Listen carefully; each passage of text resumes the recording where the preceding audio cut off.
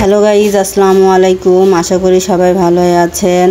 আপনাদের দোয়া এবং আল্লাহর রহমতে আমিও অনেক ভালো আছি।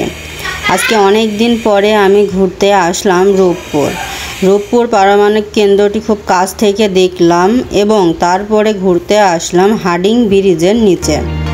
হার্ডিং ব্রিজের নিচে বিকেলে প্রচুর মানুষের ভিড় হয়। এখানে প্রচুর মানুষ বিকেলে ঘুরতে এসেছে। এই হার্ডিং ব্রিজের নিচে প্রতিদিন বিকেলে এরকমই ভিড় হয়। তো আজকে আমি এই হার্ডিং ব্রিজের নিচে ঘুরতে এসেছি এবং আপনাদের এই হার্ডিং ব্রিজের নিচে যে প্রতিদিন যারা আনন্দ উপভোগ করে, আজকে আমি আপনাদের সেটা দেখাবো। দেখুন এবং আমাদের সাথেই থাকুন।